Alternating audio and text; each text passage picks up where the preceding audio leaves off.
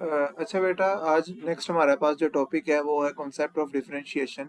Concept of differentiation में हमारे पास क्या है? अभी तक हमें पता है कि तीन जर्म लेयर बनती हैं। आपके पास एक होती है एंडोडर्म, फिर मेसोडर्म और सबसे ऊपर आपके पास होती है एक्टोडर्म। और इन्हीं से आगे आपके पास जितनी भी ऑर्गेनोजेनेसिस है और सर्कुलेटरी सिस्टम आपका बनना है या नर्वस सिस्टम बनना है या आपके पास स्केलेटल सिस्टम बनना है, ये सारी चीज़ें बेटा इसी के अंदर इंक्लूड होती हैं। तो कॉन्सेप्ट ऑफ डिफरेंशिएशन क्या कहता है कि फर्टिलाइज जो एग सेल्स हैं उनके अंदर साइटोप्लाज्मिक कंपोनेंट्स होते हैं जो अनइक्वली डिस्ट्रीब्यूटेड है।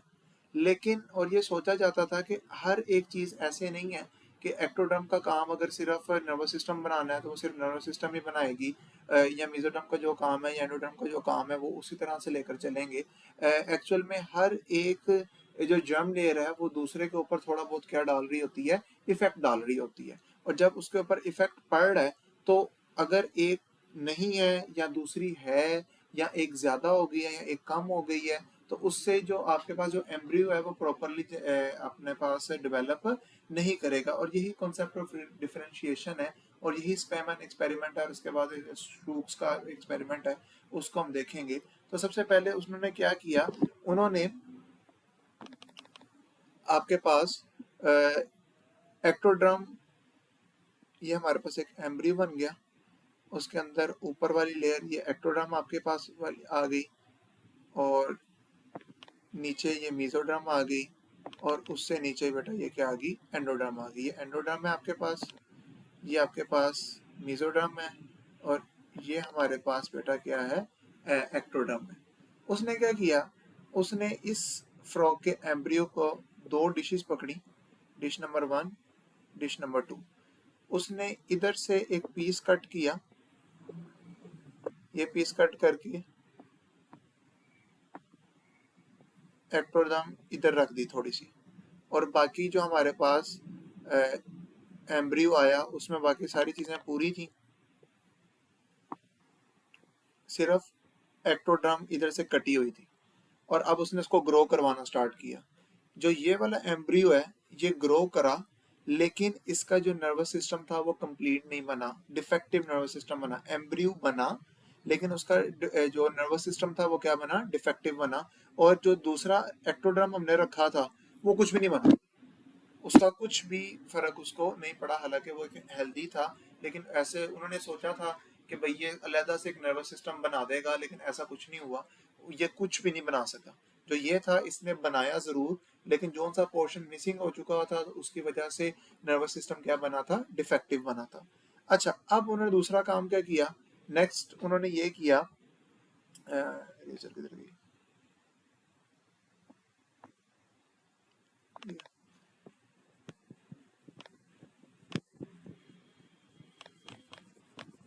नेक्स्ट उन्होंने बेटा क्या किया,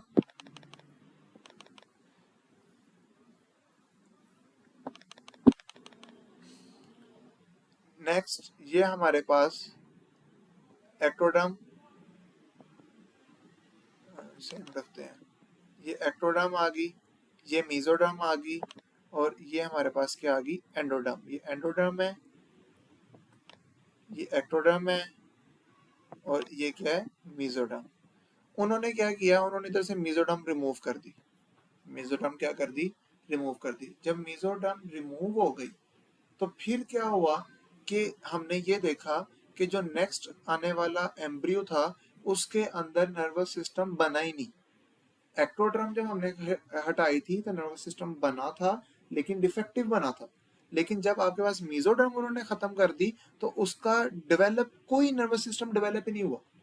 इधर से उन्होंने कहा कि ठीक है, मेसोडर्म जो है वो जो आपके पास सर्कुलेटरी सिस्टम है वो बना रही है, आपके पास स्केलेटल सिस्टम बना रही है, मसल्स बना रही है, लेकिन आपके पास एक्टोडर्म है वो नर्वस सिस्टम बना रही है, लेकिन मेसोडर्म आपको इंड्यूस कर रही है एक्टोडर्म को कि भाई वो नर्वस सिस्टम बना सके। ठीक है, तो ये कंक्लूजन निकला कि मेसोडर्म का एक्टोडर्म के ऊपर कोई ना कोई इफेक्ट है। और जो मेसोडर्म है वो स्टिमुलेट करती है किसको, नर्वस एक्टोडर्म को, ताकि वो क्या बना सके, नर्वस टिश्यू बना सके। और ये जो कॉन्सेप्ट था वो प्रूव हुआ था इंडक्शन में, जो इसका जो नेक्स्ट टॉपिक है एम्ब्रियोनिक इंडक्शन, उसके अंदर ये स्टेप क्या हो गया था, प्रूव हो गया था कि भाई हमारे पास जो चीज है वो इसी तरह से ही बन रही है। कॉन्सेप्ट ऑफ डिफरेंशिएशन क्या है कि आपके पास एक जर्म लेयर दूसरी जर्म लेयर के ऊपर इफेक्ट रखती है कि दूसरी जर्म लेयर अपने आप को प्रॉपरली क्या कर सके, डिफरेंशिएट करके जो भी उसका जो काम है वो कर सके। ठीक है, ये साइड में हमारे पास लिखा हुआ लॉन्ग क्वेश्चन, इसको आप पढ़ लीजिएगा साथ ही।